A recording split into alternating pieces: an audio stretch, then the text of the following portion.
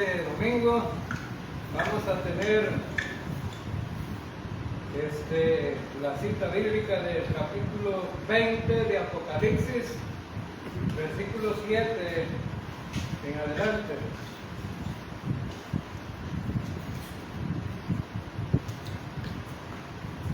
Lo que hemos visto ya han sido todos los juicios, ¿no? Y poco a poco ha venido explicando Juan a través de este libro cómo Dios le reveló que el mundo iba a ser castigado.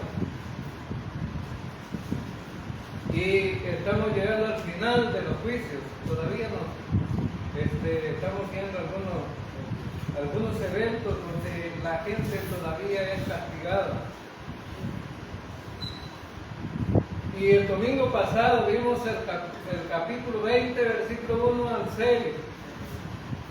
En este contexto vimos que acerca del reino de Dios, es decir, el reino tan soñado por los judíos, por Israel. Ese reino para ellos es lo máximo. Los testigos de Jehová dicen que ellos que van a estar ahí, ¿verdad? Nosotros nos quedamos afuera porque no somos testigos de Jehová. Somos testigos del Dios verdadero, sí, ¿verdad? Del Dios verdadero y de Jesucristo, su Hijo, quien dio su vida en rescate por nosotros. Y vimos que para establecer el reino se requerían por lo menos 3 o 4 cosas. Uno, que Cristo regresara otra vez. Y en el capítulo 19 que ya estudiamos, hemos visto que Cristo viene con la iglesia, con sus ejércitos celestiales, y viene a castigar al mundo perdido, a todos aquellos que se rebelaron contra Dios y contra su Cristo, en contra del Cordero de Dios. También requería la derrota de la bestia y el falso profeta. Ya lo estudiamos en el capítulo 19, versículos 17 al 21. La bestia, el anticristo, falso profeta, un líder religioso mundial que va a usar las iglesias ecuménicas para poder ayudar a establecer un contexto para que el anticristo gobierne. Por eso, hermanos, cuando ustedes oigan decir, unámonos como iglesia, o unámonos a las religiones, no aspire a eso. Porque se le llama ecumenismo, y el ecumenismo es algo que Dios no está de acuerdo. Ahora, es más, Dios no está de acuerdo con las religiones. La gente pelea por las religiones, ¿no? Dice, no, mi religión es la mejor. ¿Sí? La mía es más bonita, dicen nosotros. No, nosotros somos los primeros, ustedes son los últimos. Pero no tiene nada que ver con eso. Cuando salimos a evangelizar, ustedes ni siquiera mencionan el nombre iglesia, ¿no? Porque la gente va a preguntar, pero si la gente pregunta hay que decirle de dónde vamos y quiénes somos, pero Dios nos manda a predicar sobre un plan que Dios tiene establecido para toda la humanidad. También requería que un juicio al final de la tribulación, que se llama el juicio de los gentiles, de los machos, del macho cabrío y de las ovejas. Ahí Dios va a establecer un juicio, porque los que salgan a la derecha de allí van a entrar al reino. Y algunos piensan, no, dice la salvación dentro de la tribulación va a ser por obras. No hay tal cosa. Porque Dios le dice en Mateo 25, del 31 al 46, por cuanto me diste de beber, me diste de comer, pero esto ya era creyente. eran creyentes que ayudaron a los judíos a hacer la vida menos complicada allí en la tribulación. Entonces ellos se salvaron por Cristo, es decir, todos los salvos de la tribulación hemos encontrado que es por la sangre del Cordero. Y ser salvo por la sangre del Cordero es ser salvo por Cristo, no por las obras. Ahora, y vimos también quiénes entrarían en el reino, los santos de la iglesia. Los santos de la iglesia, ¿quiénes son, hermanos? Somos nosotros. Ahí vamos a estar en el reino. Me decía el hermano Fidel Machado, a mí me gustaría estar en el reino, hermano. Y le decía yo, ¿y por qué, hermano? El hermano Fidel salió de los testigos de Jehová. Y los testigos de Jehová, ustedes saben que ellos pelean por el reino.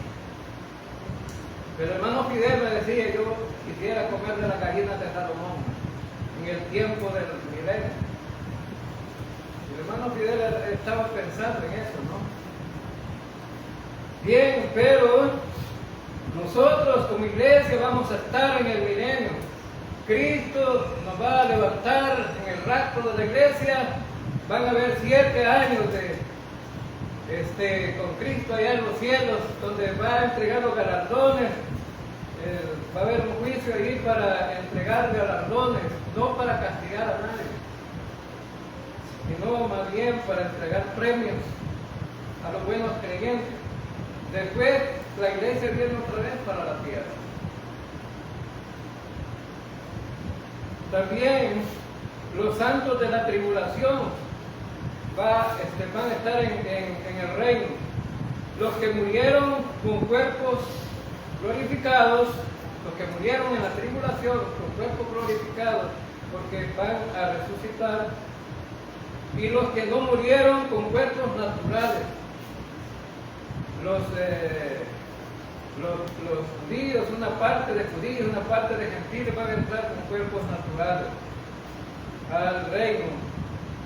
Los santos del Antiguo Testamento con cuerpos glorificados, al final de la tribulación van a resucitar. Todos los santos del Antiguo Testamento.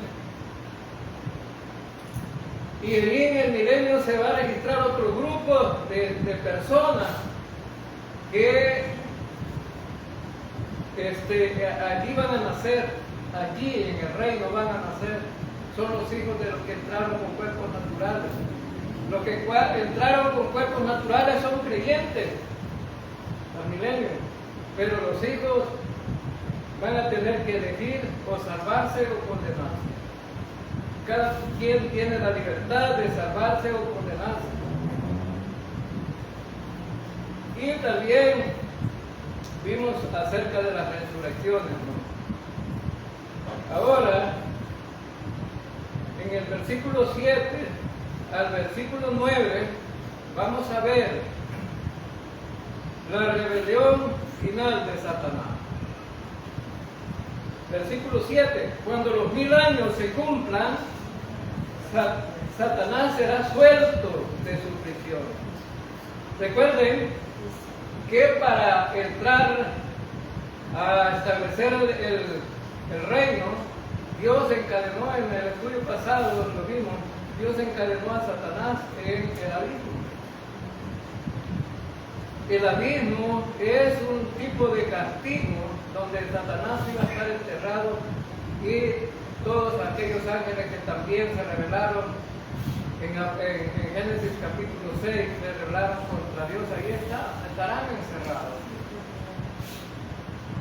Todavía no es el infierno ahí estarán encerrados. Ahora, esa prisión se llama Tártaros, el abismo se llama Tártaros. Recuerden ustedes que el Hades tenía a los no creyentes y a los salvos con una división ahí, según la enseñanza de Jesús cuando habló acerca del rico y Lázaro. Y tenían niveles diferentes, ¿no? No se podía estar juntos. Entonces, algo así, en las profundidades de la tierra estará el Tártaro. Y al final del milenio, el Satanás será suelto. Será suelto. Entonces, hermanos, una cosa que nos llama la atención, los sociólogos, los psicólogos y todo lo que tiene que ver con las relaciones personales de los seres humanos, siempre han dicho, a través de todos los tiempos y los escritos que ellos tienen, los libros que ellos tienen, que la gente se vuelve mala por el ambiente donde vive. ¿Será cierto eso? Pero eso no es cierto. El problema del ser humano es el pecado. Nacemos pecadores. Y el pecado está en todos los seres humanos. En todos los seres humanos. Es decir, no hay un ser humano que no nazca con pecado. Por eso Romanos 3:23 dice, por cuanto todos pecaron y están destituidos de la gloria de Dios. Todos somos pecadores. Ahora, Satanás estuvo ¿cuánto tiempo en la cárcel, hermanos? Antes de ser suelto otra vez. 1000 años. Ahora la pregunta es, ¿se reformó Satanás? No se reformó. Es decir, no cambió, pues. Si vemos a la gente en las prisiones y cuando vemos que está duro ahí, la gente dice, no me arrepiento, y cuando salga de aquí me voy a portar bien. Pero si es un pecador, ¿quién sabe? Ahora, versículo 8, Apocalipsis 28. Y saldrá a engañar a las naciones que están en los 4 ángulos de la tierra, a Gog y a Magog, a fin de reunirlos para la batalla, el número de los cuales es como la arena del mar. Entonces, después de 1000 años, Satanás saldrá y él lo que va a hacer es engañar a las naciones, aquellos descendientes de los que entraron con cuerpos sin glorificar al milenio, los que se reproduzcan ahí. La iglesia ya no se va a reproducir, o sea que si a usted le gusta el matrimonio y todo eso, establezca uno aquí, ¿verdad? Pero no piense que va a haber matrimonio ya para nosotros como iglesia, no. Ya no va a haber oportunidad de casarse. Pero un grupo de gente en el milenio sí, porque ellos entraron con este cuerpo no glorificado. Nosotros vamos a tener un cuerpo glorificado allá. Y vamos a servir con Cristo como reyes y sacerdotes allá. Ahora, entonces, Satanás saldrá a engañar toda esta gente. Y esta gente pues va a seguir a Satanás. Y usted podría decir, ¿y por qué pues? Y que no era Cristo el que estaba allí en el milenio reinando, gobernando y enseñando la palabra. ¿Sí? Pero la gente se rebela contra la palabra. Hay mucha gente que puede estar Cristo frente a ellos y no recibirlo. Los judíos, cuando vino Cristo a establecer el reino, le dijeron, no queremos nada. Tú no pareces rey. Hay iglesias que tienen marginación para cierto tipo de personas. Y vamos a predicar aquí por el Coyol de Cesori, y unos hermanos me dijeron, ya no mande un hermano que trae barba. Ya no predique él, porque está barbón. ¿Y qué tiene la barba? Los judíos usan la barba larga, grande. Jesucristo andaba la barba larga y grande. Este tipo de iglesias no reciben a Cristo en sus iglesias. ¿Qué tiene que ver eso, no? Hay gente que si alguien se pone enfrente con una camisa manga corta no quisieran que predicara porque dicen no, le falta la santidad de este pedazo. Hermano, ¿puede ser un pedazo de manga de camisa santidad para el hombre? No, la santidad está en el corazón del ser humano. Sí, porque el hombre es pecador y David dijo, en maldad he sido creado. Así que la maldad está en el ser humano. Y los que prohíben muchas veces muchas cosas dentro de la iglesia son los más pecadores, pero que se las llevan de santo nombre.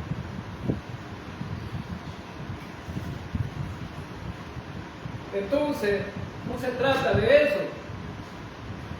Entonces, estas son esos hijos de los creyentes que poblarán la tierra en ese tiempo del milenio. Y ellos tienen una naturaleza pecaminosa, porque han sido procreados por gente pecadora también, que tiene la naturaleza pecaminosa. Son pecadores porque todavía el cuerpo no está glorificado, los creyentes del milenio transmiten todavía la naturaleza pecaminosa a los hijos. Hermanos, usted no entiendo qué es eso de la naturaleza pecaminosa. Pues se lo voy a poner así de fácil. ¿Le hará ganas a usted de hablar de otro? Yo creo que sí, ¿no? ¿Sí? Allá va la fulana, mira qué feo tiene el pelo. Ya habló mal de la hermana. Eso se llama naturaleza pecaminosa. Todo aquello que nos impulsa a hacer lo malo se le llama naturaleza pecaminosa. Pero también hay hermanas que dicen, qué guapo, ¿verdad? Ese artista, qué guapo. Naturaleza pecaminosa. Ahora, entonces, para poder salvarse, estos que nacieron en el milenio necesitan confiar en Cristo, necesitan salvarse. Ellos todavía necesitan elegir a Cristo para la salvación. Hay algunos que han predicado acerca de los salvos del milenio y dicen, ¿cómo se van a salvar los salvos del milenio? ¿Quién va a estar enseñando allí en el milenio, hermano? Cristo va a enseñar, nadie más. Nuestra enseñanza llega aquí en la tierra. Si no lo hacemos aquí en la tierra, ha sido una lástima, ¿no? Porque Dios ha escogido a personas idóneas para que prediquemos aquí. Pero allá en el reino solamente Jesucristo va a enseñar. Y Jesucristo, recuerden que en la tribulación lo vemos todavía con las huellas de los hoyos en las manos y en los pies, que fue crucificado. Y van a haber 3 fiestas allá en el milenio que siempre las van a celebrar. La fiesta de los tabernáculos, la Pascua y la fiesta de los panes sin levadura. Entonces, esa va a ser una celebración ahí y Cristo va a tener la oportunidad de hablar acerca del sacrificio. Porque en la Pascua, hermanos, se habla acerca del sacrificio de un cordero. Ahora, entonces, la Pascua consiste en que Dios le dijo al pueblo de Israel, antes de salir de Egipto tienen que matar un corderito, rociar la sangre en los dinteles de la puerta, y todo aquel que lo haga se va a salvar, no se van a morir los primogénitos.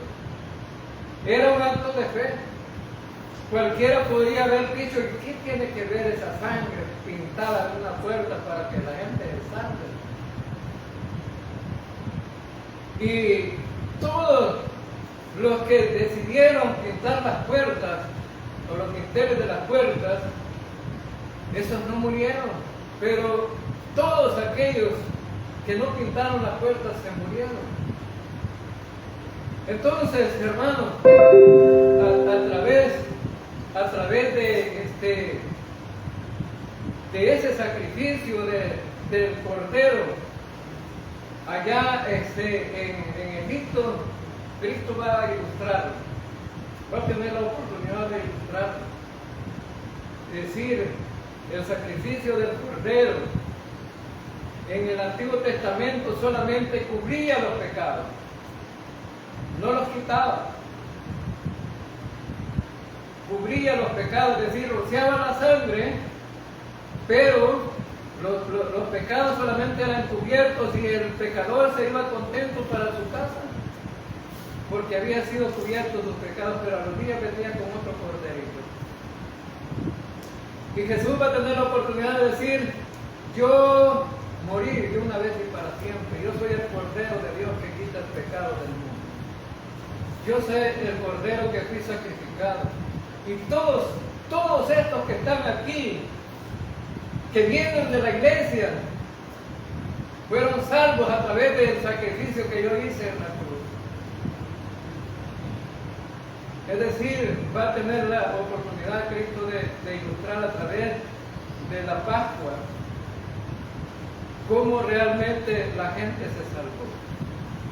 Y los que no son salvos ahí van a tener la oportunidad de creer o de no creer. Y siempre, hermanos, ha sido así.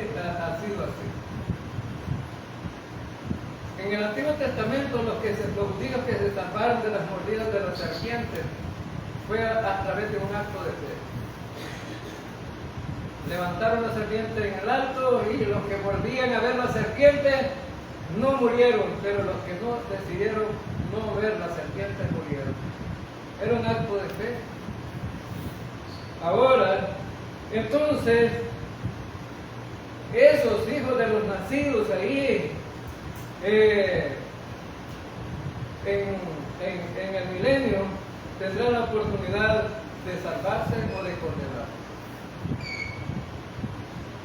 En Zacarías capítulo 14, versículo 16, encontramos todos los que sobrevivieron de las naciones que vinieron contra Jerusalén, subirán de año en año para adorar al Rey, a Jehová de los ejércitos, y a celebrar la fiesta de los tabernáculos. La fiesta de los tabernáculos es una fiesta donde hacen unas enramadas los judíos y recuerdan el éxodo que tuvieron en el desierto, el sufrimiento que tuvieron que pasar ahí. En Ezequiel 45, 22 al 25 dice: el mes primero, a los 14 días del mes, tendréis la Pascua, fiesta de 7 días, se comerán pan sin levadura. Aquel día el príncipe sacrificará por sí mismo y por todo el pueblo de la tierra un becerro por el pecado. Y en los 7 días de la fiesta solemne ofrecerá a Jehová 7 becerros y 7 defectos. Cada día de los 7 días, y por el pecado un macho cabrillo cada día, y con cada becerro ofrecerá ofrenda de un efa, y con cada carnero un efa, y por cada efa un hin de aceite. En el mes séptimo, a los 15 días del mes, en la fiesta hará como en estos 7 días, en cuanto a la expiación, en cuanto a la expiación, en cuanto a los holocaustos, en cuanto al presente y en cuanto al aceite. Entonces esas fiestas se van a celebrar allí en el milenio. Y lo que quiere Dios todavía allí en el milenio es ilustrarle a los judíos que la promesa de Él era real. Pero también quiere ilustrarles a través de esta fiesta cómo salvarse. ¿Se salvó Adán y Eva, hermano? ¿Se salvó Adán y Eva? en el jardín del Edén? ¿Eran pecadores ellos? ¿O pecaron? Sí. ¿Se salvaron ellos? Sí. Pero hermanos, si no entendemos ahí, no vemos ahí, ¿cómo no?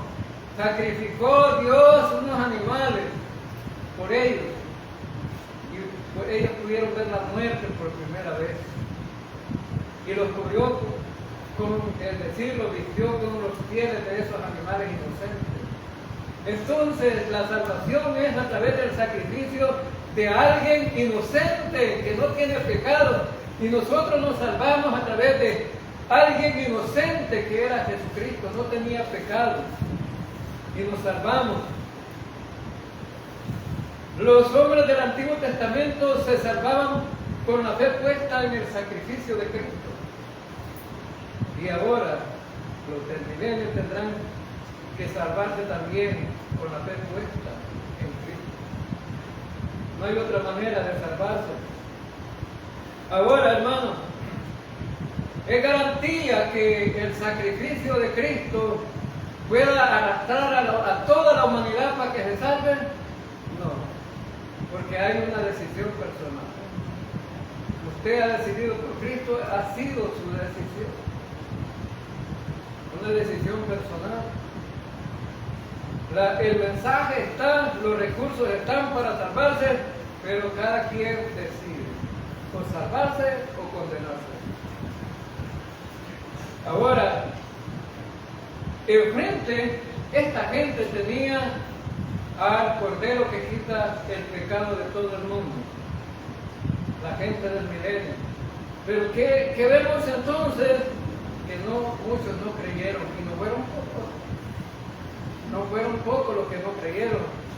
Ahora, en el versículo 9, y subieron sobre la anchura de la tierra, y subieron sobre la anchura, y rodearon el campamento de los santos, y la ciudad amada, y de Dios descendió fuego del cielo, y los consumió.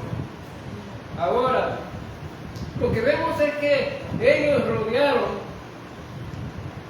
toda Jerusalén, todos los lados donde estaban los creyentes, y rodearon ese campamento de los santos en la ciudad. Ahora, entonces, no eran tan pocos los que siguieron a Satanás, pero vemos un juicio que fue tan. A veces la gente no cree en Dios porque dice, yo nunca he visto un milagro. ¿Verdad que hay gente que dice que no cree en un milagro? Yo nunca he visto un milagro. Y a un creyente dice, pero para creer, igual que Tomás. Pero hay milagros de parte de Dios, hermano. Sí. Hoy para la tormenta le dije al Señor, Dios, no es que sea de los más altos, Padre. Soy un pecador igual a ustedes. Dije al Señor, que llueva, pero dejarnos la hora del culto sin llover para que podamos tener, para poder alabarte y poder adorarte. ¿Se cumplió el milagro, sí o no, hermano? Cabal, mira. El domingo pasado llovió hasta la 1 de la tarde en adelante. Toda la parte de la mañana no llovió. Y el miércoles, toda la mañana pasó lloviendo, pero en toda la parte de la tarde no llovió. En la noche estuvo lloviendo. Y ahora ha amanecido el sol muy bueno, ¿no? Nos ha dejado adorar al Rey de Reyes y Señor de Señores, para que nos congreguemos y para que no tengamos excusas de que no tenemos tiempo para adorar, porque está mal el tiempo, ¿no? Entonces, vemos aquí que Dios Todopoderoso solamente hizo descender fuego del cielo y los consumió. Solo bastó decir una palabra, que llueva fuego del cielo, y ganar la guerra. No necesitaba más Dios. Y toda la guerra Dios las ha ganado de esa manera, ¿no? Y toda la gente que ha seguido a Dios de los judíos han visto los milagros de parte de Dios, cómo Dios ha ganado la guerra que ellos tenían en contra de los enemigos. Entonces, ¿qué aprendemos de estos dos versículos que acabamos de estudiar? De estos tres versículos, que el hombre es inherente y es un pecador. Es decir, el pecado está siempre en el hombre. Vemos aquí que estaba el que nos podía salvar, el que predicó no era su servidor, sino que Cristo, el Rey de Reyes y Señor de Señores, el que tenía el mensaje correcto, el mejor mensaje. Predicó allí en el reino, pero no le creyeron. Ahora, y otra cosa que aprendemos, que Cristo murió por nuestros pecados. Tenemos que poner nuestra fe en Él para salvarnos. Ahora veamos el versículo 10. Vamos a ver el juicio final de Satanás. Y el diablo que los engañaba fue lanzado en el lago de fuego y azufre, donde estaba la bestia y el falso profeta, y serán atormentados día y noche por los siglos de los siglos. En este versículo podríamos ver que es un juicio para no solamente para las personas, sino un juicio para los seres espirituales. Y cuando digo seres espirituales me estoy refiriendo a Satanás y a los ángeles. Y estoy hablando también del falso profeta. Y estoy hablando del anticristo. ¿Quién estrenó el infierno primero, hermanos? El lago de fuego, ¿quién lo estrena? Lo estrena el falso profeta. Y lo estrena la bestia. Ellos llegan antes que Satanás. Ahora, ¿les gustaría estar en el infierno, hermanos? ¿A quién le gustaría estar en el infierno? Yo creo que sería insensatez, pero hay algunos que sí vienen todavía, pero no son creyentes, no, por supuesto. Cuando vamos a evangelizar, le digo al Señor, ¿y usted a dónde está? Yo lo más seguro en el infierno. Le vamos a predicar el mensaje para que no esté en el infierno. Y terminamos predicando el mensaje. Y después, ¿a dónde está todavía? Yo creo que todavía en el infierno. Y hay algunos que han dicho que en el infierno no hagan, porque en el cielo solamente vamos a pasar adorando al Rey de Reyes y Señor de Señores. Y en el infierno, ahí vamos a relajar, vamos a relajar en el infierno. ¿Okay? Ahí vamos a tener de todo, vamos a tener cerveza, vamos a tener de todo. Eso piensan, ¿no? Pero ¿para qué va a ser tirada la gente en el infierno, hermano? Veamos al final del versículo 10 que dice: y serán atormentados día y noche por los siglos de los siglos. ¿Van a estar gozando estos ahí? No, hermano. Ser atormentados. Bueno, Lázaro, lo vimos en el pasaje de Rico y Lázaro. Rico pedía que Lázaro le llevara una gota de agua para que mojara su lengua, porque estoy siendo atormentado en esta llama. ¿No creen ustedes que va a ser Gadara? No va a ser Gadara. Entonces, el lugar del juicio final de Satanás será el lago de fuego. Ahí será. Entonces, Satanás todavía no está en el infierno. Satanás anda libre todavía. Hoy vemos aquí que las cosas van mal en el mundo por la influencia diabólica de Satanás. Satanás tiene una influencia tremenda entre los gobiernos. Y las decisiones de los gobiernos que influyen en el mundo es obra muchas veces de Satanás y sus seguidores. Entonces, el lago de fuego no es lo mismo que el Hades. El Hades es un castigo temporal, como lo vemos allá en Lucas 16. Es un lugar temporal de castigo. Y el Tártaro también es un lugar temporal de castigo. El Hades para la gente, para los seres humanos, un lugar de castigo mientras surgen las resurrecciones y se hacen los juicios. Y el Tártaro es un lugar de castigo para Satanás y sus ángeles, sus seguidores. Entonces, vemos aquí que el lugar de castigo de Satanás será el lago de fuego, y también llamada la muerte segunda. La muerte segunda. ¿Cuántas muertes hay? Bueno, tenemos como 7 tipos de muerte en la Biblia, pero cuando hablamos de las dos más importantes, está la muerte espiritual y la muerte física. La muerte física es cuando el alma y el espíritu salen del cuerpo y queda el ser humano todo tiesecito ahí, viviendo de la funeraria y los arreglan, ¿no? Y los quieren dejar sonrientes, los dejan sonrientes, y si los quieren dejar serios, los dejan serios, los de la funeraria, ¿no? Los pintan todo para que queden bonitos. Esa es la muerte física, pero la muerte espiritual significa separación de Dios. Entonces, la muerte segunda. La naturaleza del juicio final consiste en un tormento consciente. Es decir, no es cualquier cosa, ¿no? La gente va a sufrir ahí y va a tener un cuerpo que va a tener la capacidad de no morir ante ese sufrimiento. Es decir, el propósito de la salvación y la vida eterna es para que disfrutemos una vida de calidad para los creyentes, ¿no? Pero el propósito del castigo eterno para Satanás y todos sus seguidores es para que ellos sufran la vergüenza de no haber creído en Cristo. Entonces, allí estarán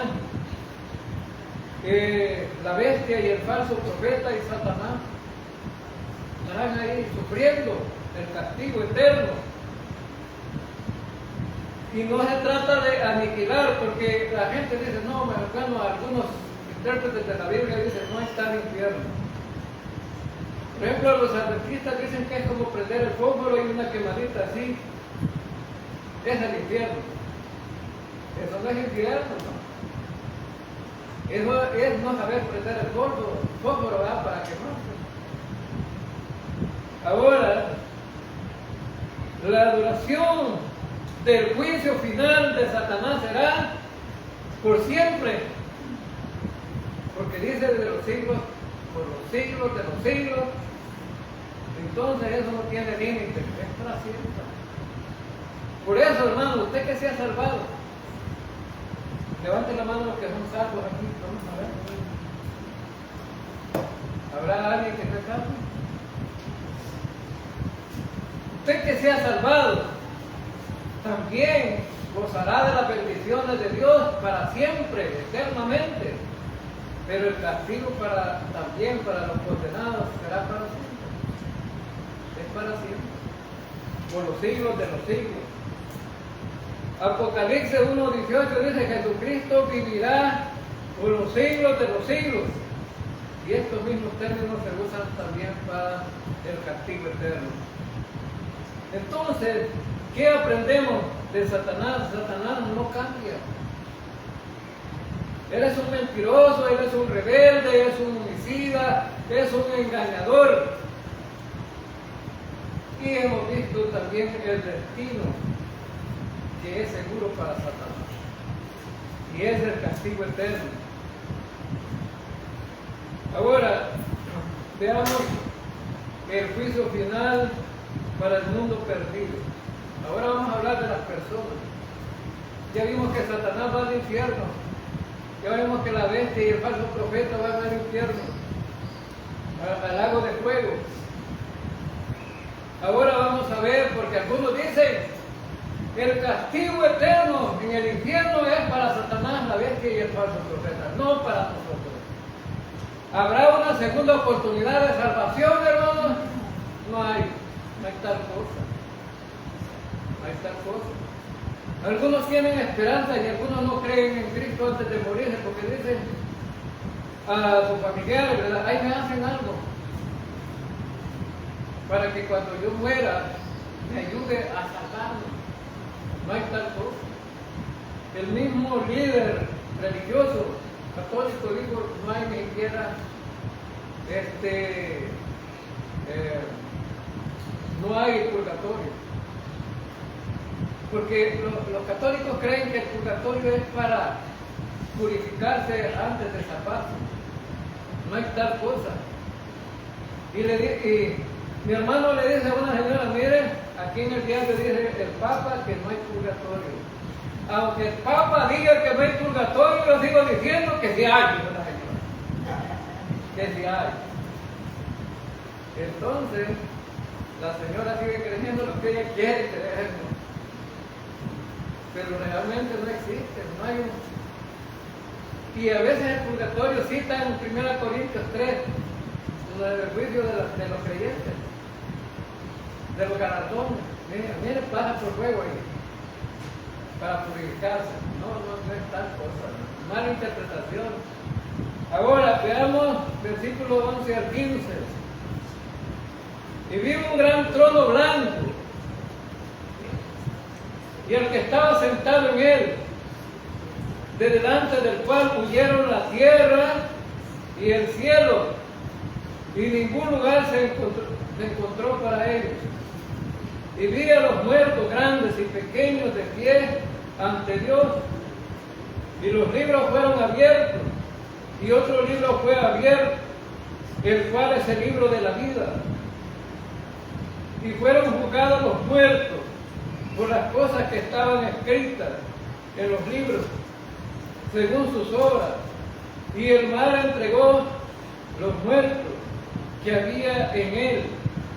Y la muerte y el Hades entregaron los muertos que había en ellos. Y fueron juzgados cada uno según sus obras. Y la muerte y el Hades fueron lanzados al lago de fuego. Esta es la muerte segunda. Y el que no se halló inscrito en el libro de la vida fue lanzado al lago de fuego. Entonces vemos estos versículos que nos ilustran a aquellos seres humanos que no se salvaron, que decidieron confiar en ellos mismos o las cosas que ellos mismos hacen, decidieron confiar en la ciencia, en la filosofía, decidieron confiar en otras cosas menos en Cristo. Entonces, los vamos a ver resucitados aquí. ¿Cómo estaban, dicen? ¿Cómo estaban ellos? Estaban de pie. Estaban de pie. Llegamos al trono blanco. Y el que estaba sentado en él, delante del cual huyeron la tierra y el cielo, y ningún lugar se encontró para él. ¿A dónde que fue la tierra y el cielo? No se sabe. Huyó la tierra y el cielo. Lo que vamos a ver más adelante es que va a haber un nuevo cielo y una nueva tierra. Ahora, entonces, dice que el lugar de juicio final de los incrédulos será el gran trono blanco. Ahí van a ser juzgados todos los inconversos, ya sean grandes, pequeños, pobres, de todo estrato social. Porque de todo estrato social se van a condenar, hermano. Hay una mujer que dijo, este hombre ya está en el cielo, refiriéndose a un hombre de aquí de San Francisco. Y le pregunto, ¿por qué le dice que ya está en el cielo? Porque le regaló un carro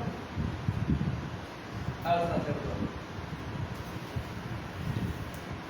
Si quieren estar en el cielo, hermanos, entonces ya saben cómo. Pero es una gran mentira del diablo, ¿no? Un regalo que alguien puede hacer a otro no lo salva, por muy caro que sea. Los millones no tienen nada que ver con la salvación. Ahora, entonces, vemos que el lugar de juicio va a ser el trono blanco, y el que estaba sentado en él, delante del cual vieron la tierra y el cielo, y ningún lugar se encontró para ellos. Ahora, y este juicio no será para creyentes. Esto debe de ser importante saberlo, hermano. No será para nosotros, no será para creyentes, solo para incrédulos, para los que no confiaron. Y se le llama gran trono blanco porque va a ser un gran trono. Y no por tanto por la grandeza del trono, sino por la grandeza de aquel que se va a sentar ahí, que es el Rey de Reyes y Señor de Señores, y es Cristo Jesús. Es Cristo Jesús. Y el blanco porque habla de la pureza, ¿no? De aquel cordero que no tiene pecado, que tuvo la capacidad de abrir los libros donde estaban los sellos, porque él había muerto por los pecadores. El tiempo del juicio final será después del reino y antes del estado eterno. Es decir, antes de entrar a la eternidad va a haber ese juicio. ¿Y por qué no nos manda a la eternidad antes de ese juicio Dios? No, porque Dios es justo. Y la justicia de Dios no se puede poner en términos de juicio. Si Dios mandara a toda la iglesia a la eternidad antes del juicio,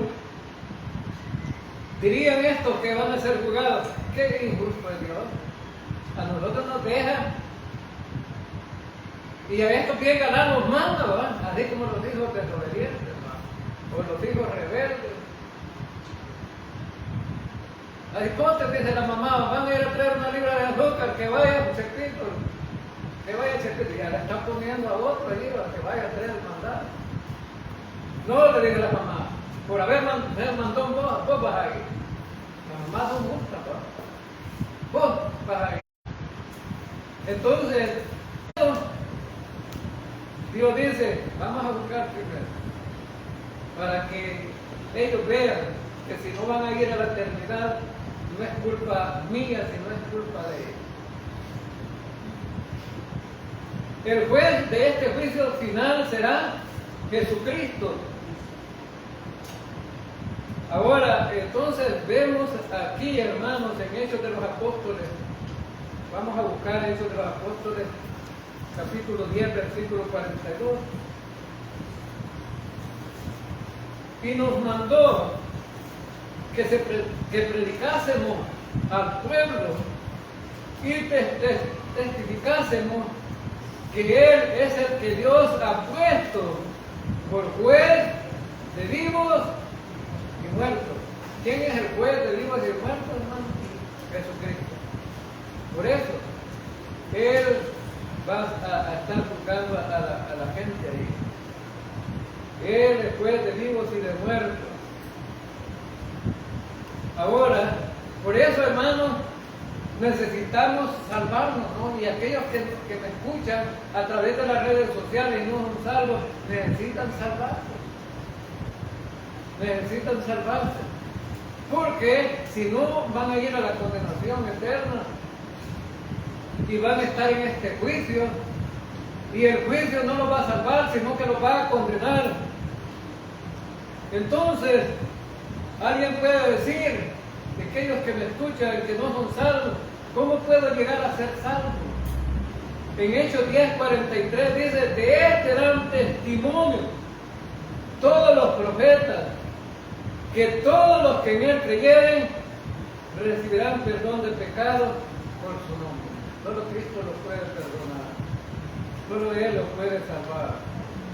Él los puede salvar por medio de creer en su obra también. Hechos de los Apóstoles, capítulo 17, versículos 30 y 31, dice: pero Dios, habiendo pasado por alto los tiempos de esta ignorancia, ahora manda a todos los hombres en todo lugar que se arrepientan, por cuanto han establecido un día en el cual juzgará al mundo con justicia por aquel varón a quien designó, dando fe a todos con haberle levantado de los muertos. Entonces tenemos que confiar en Cristo. Cristo fue sepultado y resucitó. Ahora está a la diestra de Dios Padre, intercediendo por cada uno de nosotros. Pero para salvarse, el pecador necesita confiar en Él. Recuerden que un día Cristo va a juzgar al mundo. No hay que olvidar eso. Los participantes del juicio final serán los que han muerto física y espiritualmente. Esos serán los participantes. Y vi a los muertos grandes y pequeños de pie ante Dios. Ahí van a estar de toda clase de gente. Ahora, los muertos aquí son los no salvos. Una persona puede andar caminando viva, caminando, yendo al mercado, yendo al supermercado, manejando. Puede andar donde quiera en este mundo, pero está muerto. Porque puede ser cualquier actividad, pero está separado de Dios.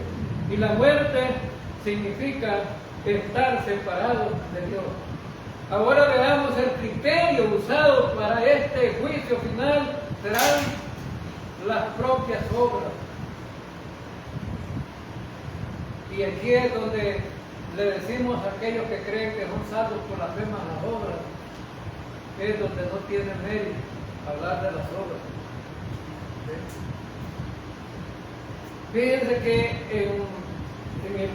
en el versículo 12 dice: y los libros fueron abiertos, y otro libro fue abierto, el cual es el libro de la vida, y fueron juzgados los muertos por las cosas que estaban escritas en los libros según sus obras. Ahora, el criterio del juicio de Dios va a ser por sus obras, lo va a juzgar. Vaya, José Simón, ponte de pie. Vas a recibir el juicio. ¿Por qué crees que puedes ser salvo? Yo hice buenas obras, Señor. Hice buenas obras. ¿Sí? Yo le daba de comer al hambriento, hospedaba al forastero. No es malo, ¿no? Llega un hambriento a pedir comida, hay que darle, y si hay un forastero y se puede darle a dormir, hay que darle. Eso no es malo, pero no es el criterio para la salvación. Y sabes, entonces, dice que entonces vemos que la gente va a poner sus obras por delante, ¿no? Lastimosamente Dios va a decir: habla en el libro de las obras. José Simón, ahí aparece, cabal, dice Dios, aquí tenés todas las obras buenas que hiciste. Magnífico lo que hiciste.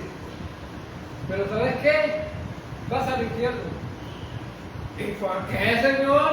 Y todo lo bueno que yo... La Escritura desde el principio hasta el fin ha dicho que no es por las obras. ¿No te lo explicaron los pastores? ¿No te explicaron los pastores que no es por las obras? Porque hay pastores que para que la gente les dé Cristo hablan de las obras. Para hacer dinero, para tener dinero en el bolsillo, hablan de las buenas obras, del diezmo. No, pelean por el diezmo, y el diezmo ni siquiera era para el pastor. Los sacerdotes lo recogían en el Antiguo Testamento para darle de comer a los pobres. No era para ellos. Pero ahora los pastores compran aviones, todos con buenos carros. buena ropa, ¿no? Buenas corbatas de $5,000. Estaba oyendo yo que el predicador de esa es la cantidad de corbatas. Y nosotros aquí, ¿verdad? Nomás de $5, ¿no? Pero me visten bien, tienen todo tipo de lujo, pero de nada va a servir. Y han llevado al infierno a un montón de gente. Y vamos a ver desfilando a los pastores que no fueron correctos, no tenían la sana doctrina, desfilando ahí con la iglesia. Entonces, los libros se fueron abiertos. ¿Por qué fueron abiertos? Porque todo juez necesita evidencia. Necesita tener el respaldo de pruebas. Necesita tener testigos también. Entonces, vemos entonces ¿quiénes es que no estarán en el libro de la vida, hermano? ¿Quiénes no estarán en el libro de la vida? Apocalipsis 17:8. Ya lo estudiamos, pero vamos a recordarlo.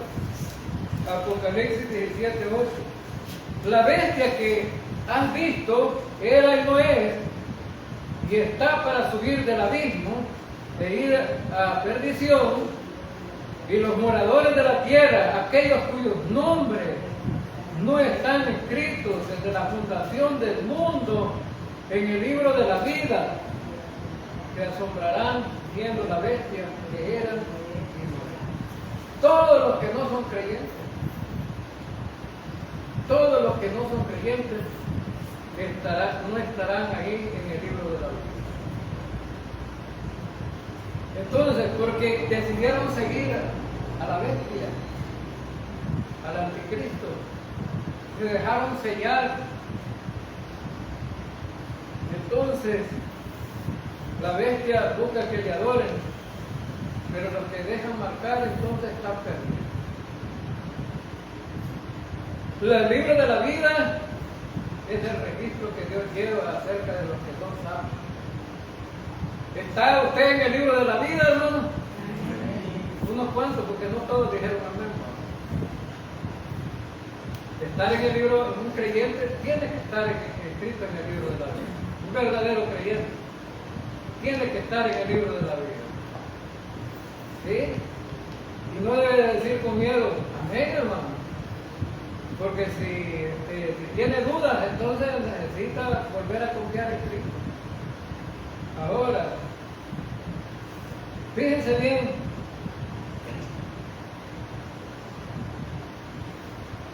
dice el apóstol Pedro, capítulo 1, versículo 2, Cristo vino a morir para que todos fuéramos salvos, pero solamente los que pongan su fe en Jesucristo lo serán.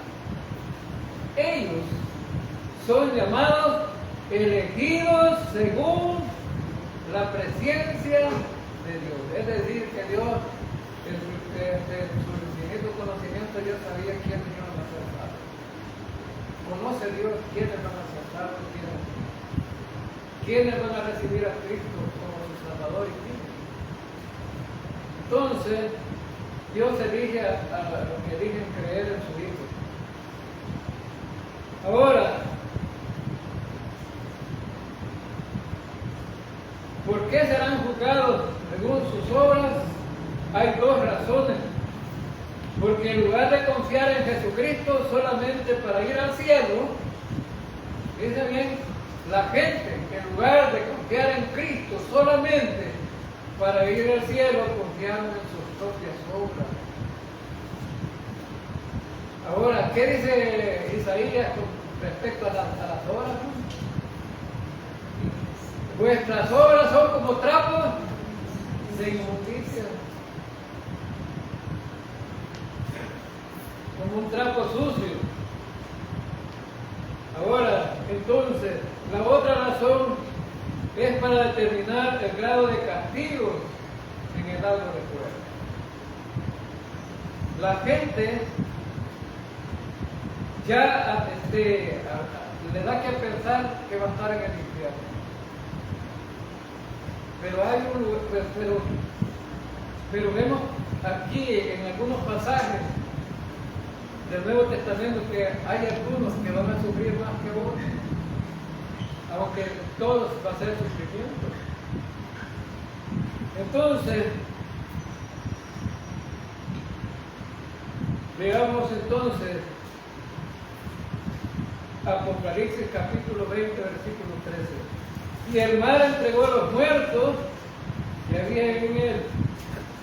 Y la muerte y el Hades entregaron a los muertos que habían en ellos. Y fueron juzgados cada uno según. Es decir, que nadie se va a escapar. Donde quiera que haya un muerto, va a aparecer. ¿Ha muerto gente en el mar, hermano? A muchos los encuentran, pero muchos se los comen los peces, ¿no? Se convierten en polvo otra vez. Pero cada lugar donde hay muertos se está entregando. Está entregando. Dice que el mar entregó sus muertos, el Hades entregó sus muertos, que es el lugar donde van los muertos que no son creyentes, y ellos fueron juzgados según sus obras. Entonces, todos los muertos serán reunidos en cuerpo, alma y espíritu. Una persona, para que esté completa, tiene que tener cuerpo, tiene que tener alma y tiene que tener espíritu de vida. Ahora, el alma está aquí en la cabeza, ¿no? Ahí está el alma. En el alma tenemos la voluntad, tenemos las emociones, tenemos los sentimientos, y de ahí proviene todo. Entonces, estos van a estar conscientes en el lago de fuego. ¿Sí?